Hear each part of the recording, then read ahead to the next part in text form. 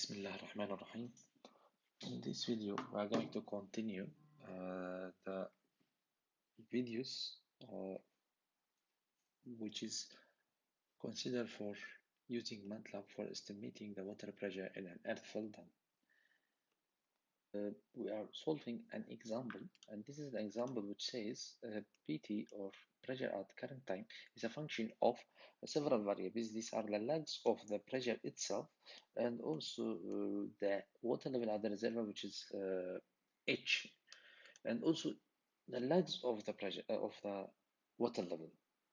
So therefore, we should consider several models, and this also was explained in the previous part, the previous video, but we are going to explain it more in this video. In the first, in the last video, we developed several models M1 to M3, and this is as explained as a sequential. The question here is saying into which lag we should have considered the model in order to have the best performed model to predict or estimate the pressure at the current time. Therefore, we are considering several models combinations using sequential addition of the lags. For example, in the first model, we used only pt minus 1, and in the second one, we will use pt minus 1 and minus 2. In the third one, we can use also pt minus 1, pt minus 2, and also pt minus 3. But in this case, we are using ht. If we use, for example, the fourth model, we can consider pressure at current time, something like ht and h of t minus 1, something like that. And of course, the number of models and combinations depends on the performance of the models. So we are considering only these models for now, and these data are prepared in this time. For example, after having the first model trained by using ANN in MATLAB, we should consider calculate the evaluation criteria that R squared, or coefficient of determination, and RMSE, which is root mean square error. And then we'll check it with the second model, and with third, fourth, and so on. And which model performed better? According to the performance, we will say that this model, for example, this model is better. That means 2 lags of pressure and no lag in water level are the best inputs to predict the pressure at the current time, if this model performed better. This is our evaluation criteria. So we will go to further. Pressure at the current time is our target for the first model. I'm talking about the first model, this model. This is our target, this is our input for the first model. For the second model, these are our inputs, and this is our target. For the third model, these are our inputs, and this is our output or target. And this will be shown in the MATLAB. So, going to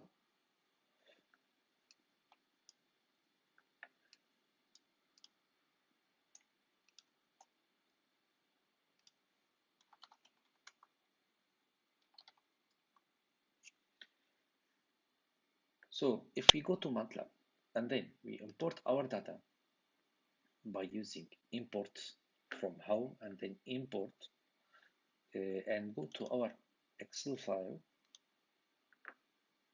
which is called pressure. This is our Excel file to import our inputs and targets. We can import by choosing it and then open. We will have a window for the import from MATLAB. Then there are several options for importing. In this case, we are importing column vectors, that every variable or every column here considered as one vector, which is easier to be worked with in the further steps. So column vectors, we choose column vectors and select our inputs, and then we click import section selection button. That's the selected will be imported. Then close this window. We will have our data here, and where we will consider pt, then pt minus one, only these two variables. So an important thing which should not be forgotten by when using ANN. ANN considers, if we double click on this, or even just write the name, or either write the name of it, p of t, the p of t, we will have this. And if we look at in the workspace, we can see that we have 126 rows and one column. In ANN tool, which is in MATLAB, consider every row as a variable and every column as an observation. Therefore, we should change this or transpose them to have the rows as a variable and the columns as an observations. And this is done very easy by using p of t, for example, equal to pt small dash, and we will see now pt is changed, one row and 126 columns. And this is going to be done also for the pt minus 1, which is here called pt1. pt1, after the importing them, the name is changed, so it doesn't matter. We are going to consider it as it is.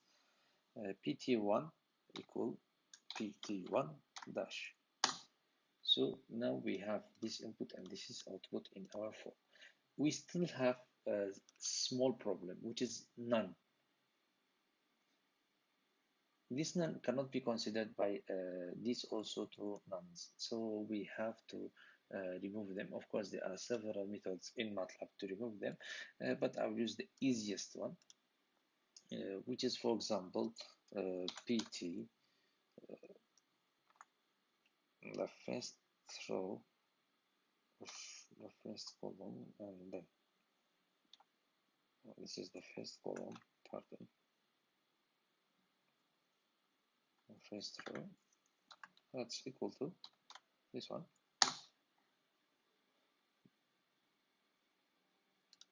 Pardon, as this is a vector, pardon. Is the vector, so the first one is, see, this is removed from pt, the none is removed, and we can use remove them also from 1 to 4 and 1 to 5, and it's similar, but here we are going to say 1 to 4, 1 to 5, from 1 to 4 to 1 to 5. These are also removed. pt1 also the same thing. We will only change the pt to 1. Of course, this we can use the history of the commands. If I remove history commands by the history of the commands that we have already we have done them in the MATLAB by using the up arrow from the arrows in the keyboard. Just using the up arrow, we will have the history. So this is pt1. So in the vector pt1, the first value, remove the first value of the vector pt1.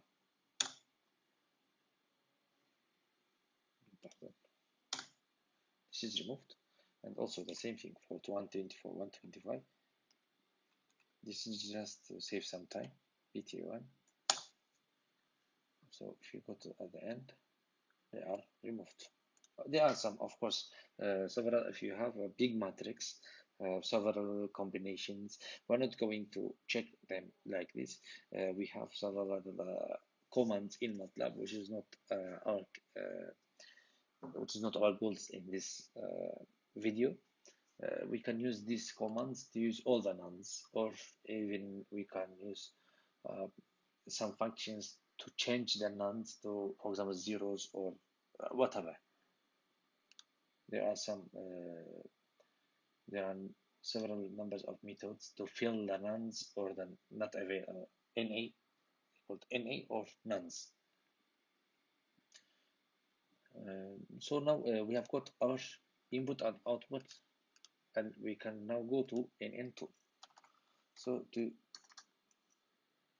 call the tool, we say NN tool and enter, then we get this is the neural network tool. Of course, this is not considered for the time series. We are using time series, of course, but this is not considered for the time series, but can be used as the time series. Why I'm saying this? Because time series needs to be cut or divided in a block, and this tool, which is not flexible, not too flexible, of course, not very flexible, like if you use coding.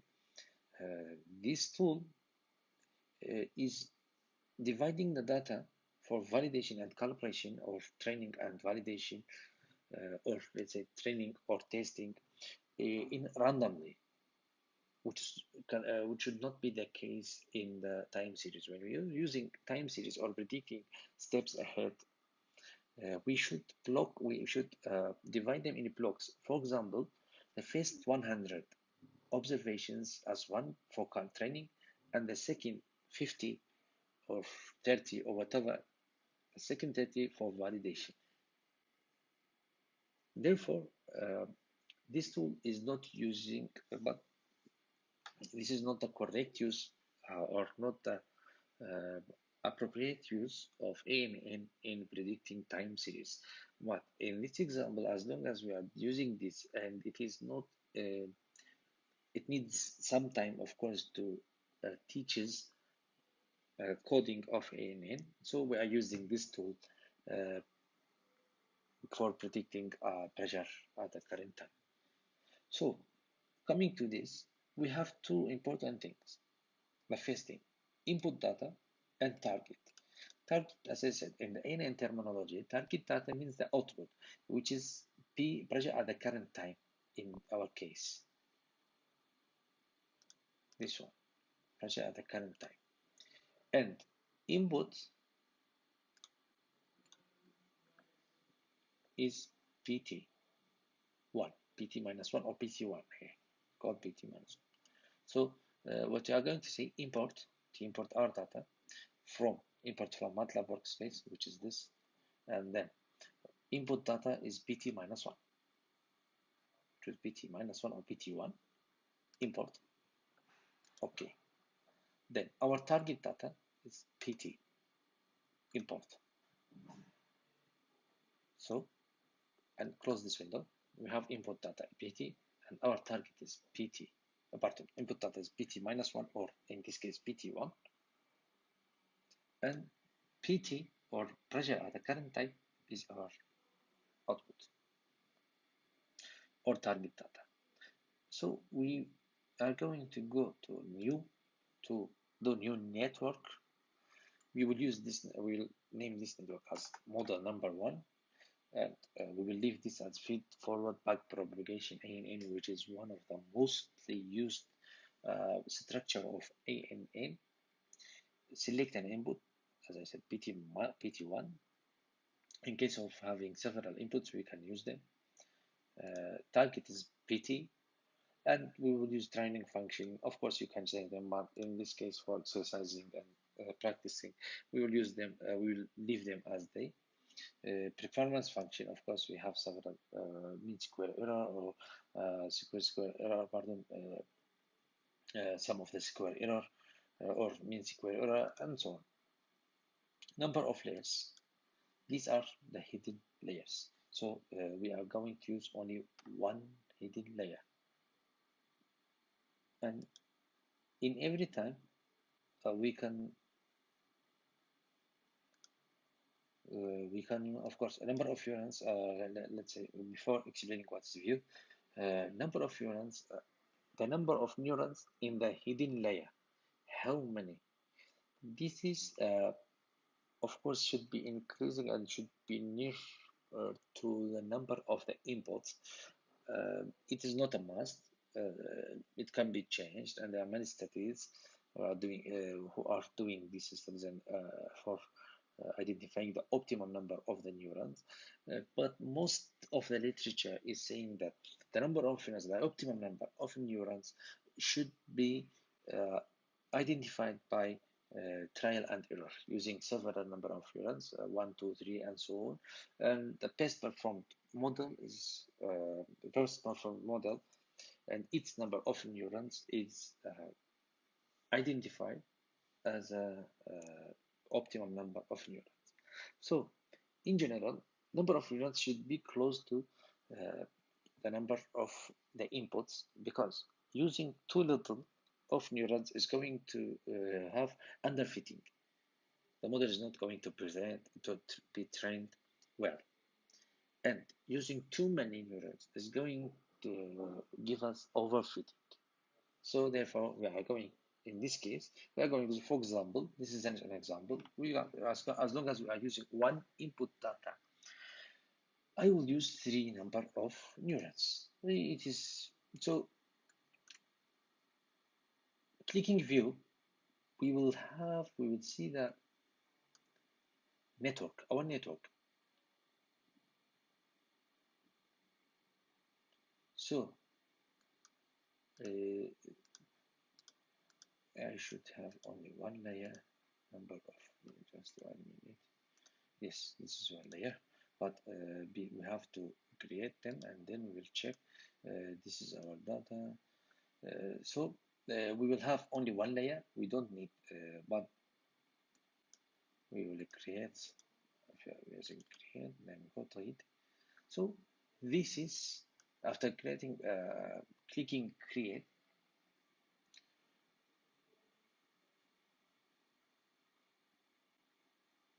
This is our network. In After having our network here, let's delete it and repeat this one, which is important. After getting input and output, our target, we will have new, and then we will call it new network M1 feed for back propagation. We will just leave them as it is.